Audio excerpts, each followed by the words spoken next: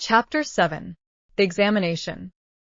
No sooner had Villefort left the salon than he assumed the grave air of a man who holds the balance of life and death in his hands.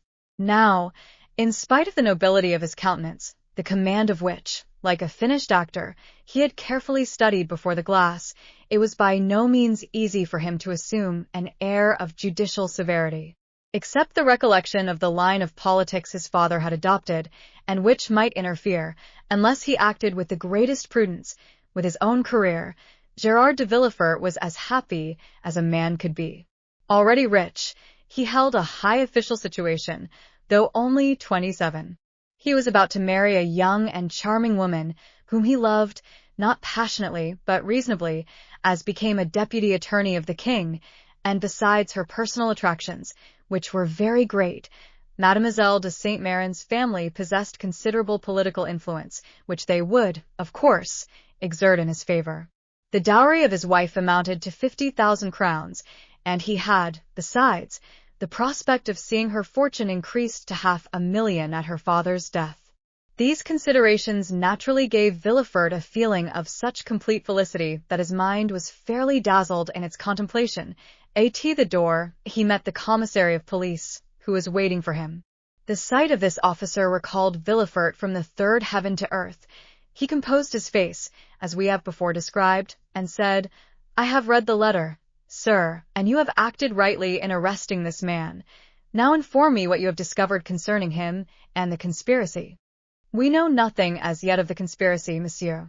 All the papers found have been sealed up and placed on your desk. The prisoner himself is named Edmond Dantes, made on board the Three-Master the Pharaon, trading in cotton with Alexandria and Smyrna, and belonging to Morel and son of Marseilles.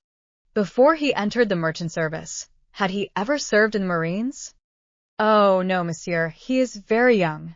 "How old?" 19 or 20 at the most." At this moment, and as Villefort had arrived at the corner of the Rue de Conciles, a man, who seemed to have been waiting for him, approached. It was Morel.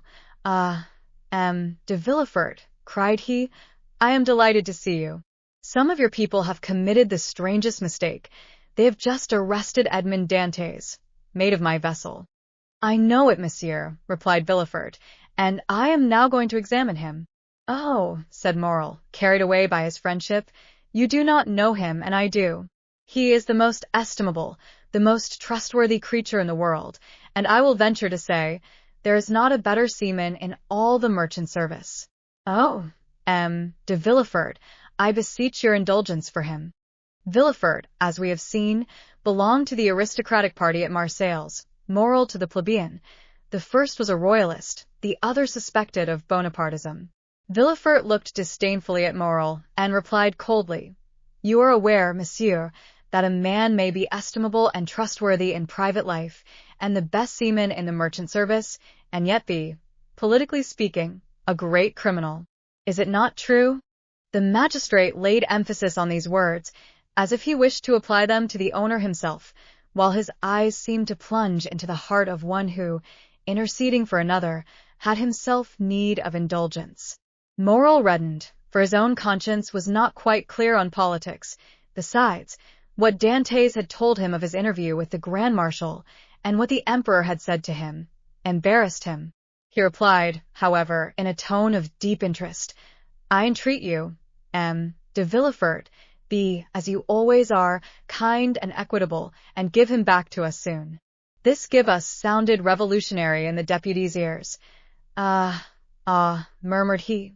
"Is Dantes then a member of some Carbonari society, that his protector thus employs the collective form? He was, if I recollect, arrested in a tavern, in company with a great many others." Then he added, "Monsieur, you may rest assured I shall perform my duty impartially, and that if he be innocent you shall not have appealed to me in vain. Should he, however, be guilty, in this present epoch, impunity would furnish a dangerous example, and I must do my duty." As he had now arrived at the door of his own house, which adjoined the Palais de Justice, he entered, after having coldly saluted the shipowner, who stood, as if petrified, on the spot where Villefort had left him. The antechamber was full of police agents and gendarmes, in the midst of whom, carefully watched, but calm and smiling, stood the prisoner.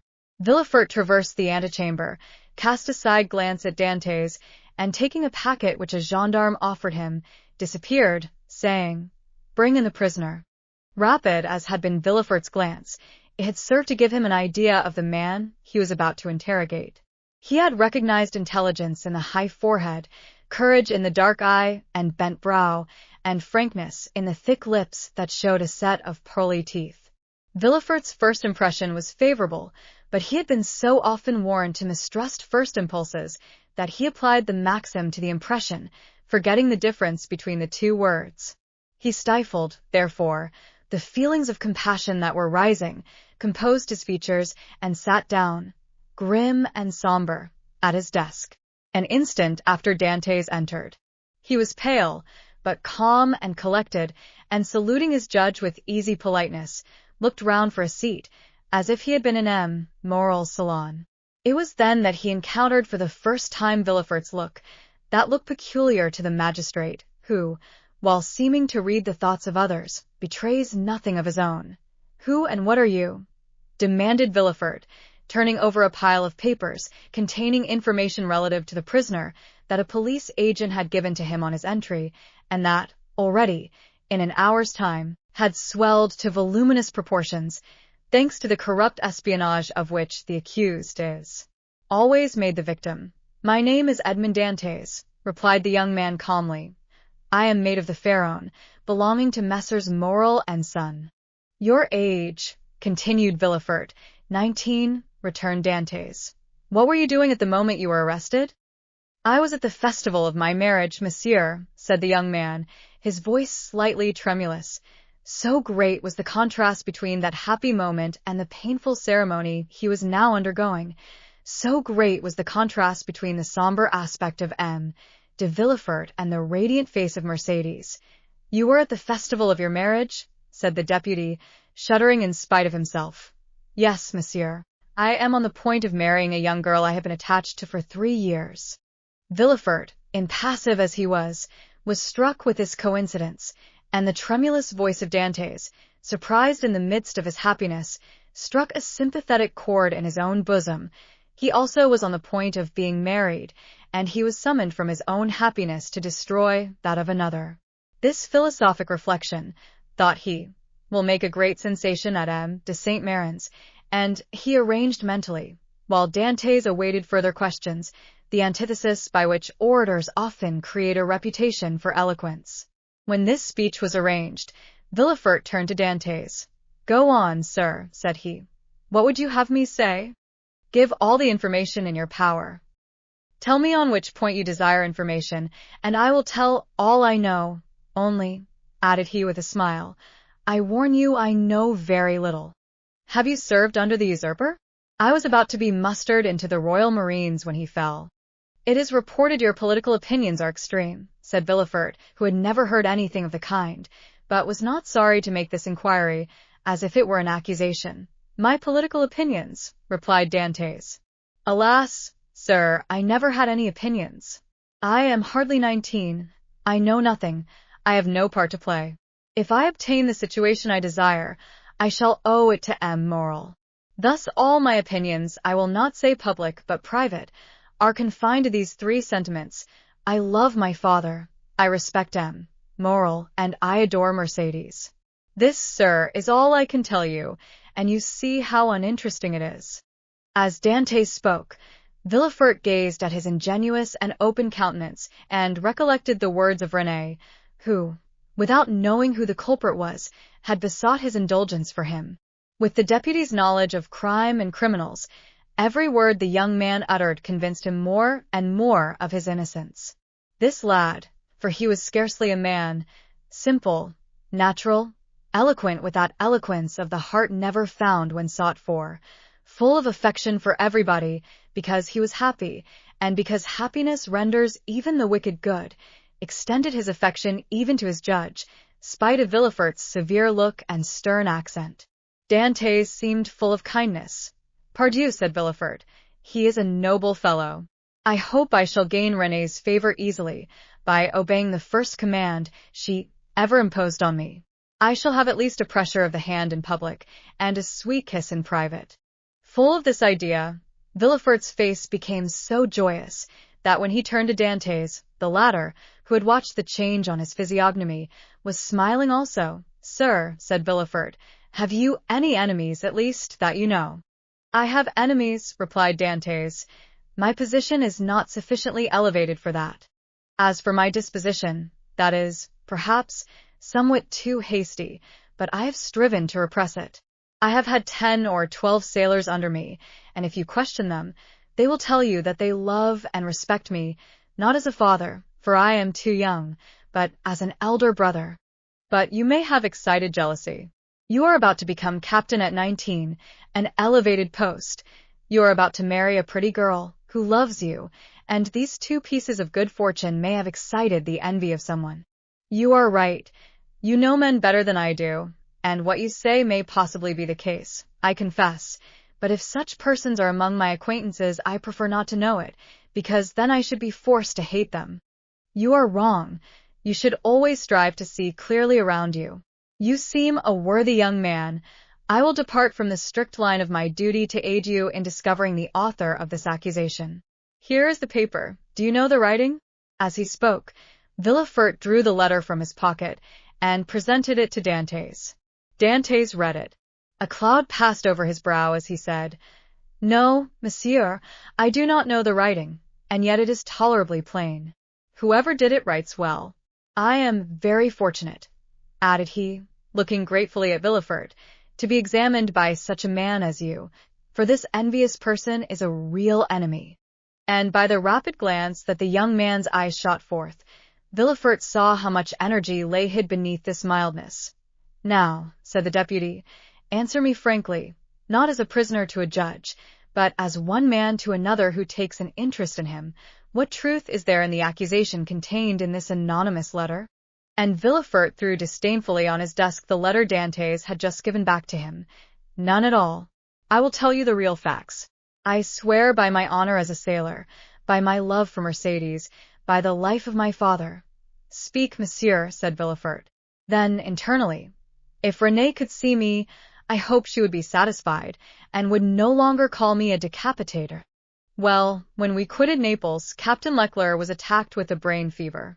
As we had no doctor on board, and he was so anxious to arrive at Elba that he would not touch at any other port, his disorder rose to such a height that at the end of the 3rd day, feeling he was dying, he called me to him.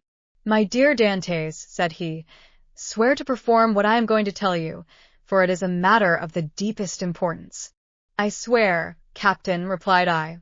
"Well, as after my death the command devolves on you as mate, assume the command, and bear up for the island of Elba, disembark at Porto Ferrajo, ask for the Grand Marshal, give him this letter, perhaps they will give you another letter, and charge you with a commission. You will accomplish what I was to have done, and derive all the honor and profit from it. I will do it, Captain, but perhaps I shall not be admitted to the Grand Marshal's presence as easily as you expect. Here is a ring that will obtain audience of him, and remove every difficulty," said the captain. At these words he gave me a ring. It was time. 2 hours after he was delirious. The next day he died. "And what did you do then?" "What I ought to have done, and what everyone would have done in my place.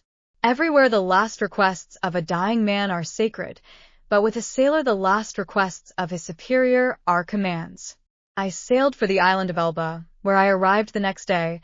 I ordered everybody to remain on board, and went on shore alone. As I had expected, I found some difficulty in obtaining access to the Grand Marshal, but I sent the ring I had received from the captain to him, and was instantly admitted.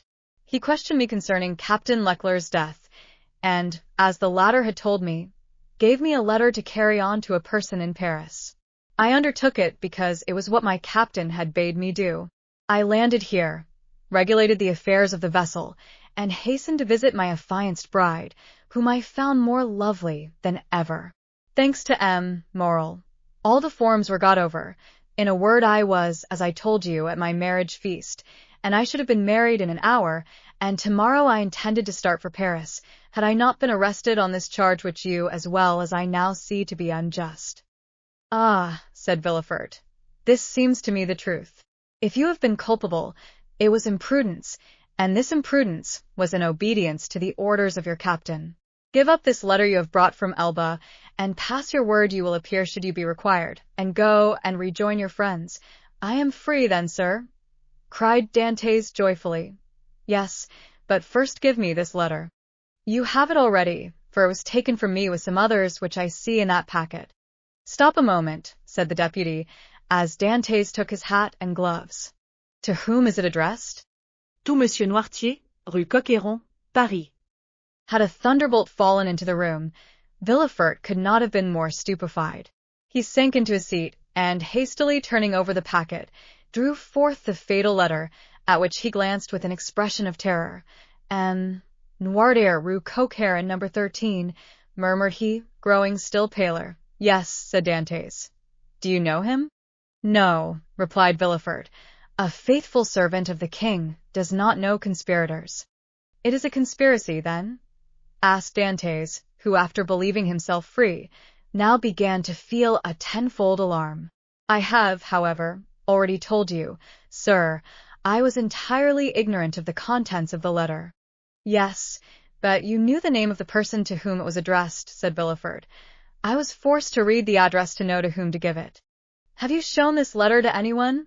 Asked Villefort, becoming still more pale. To no one, on my honor.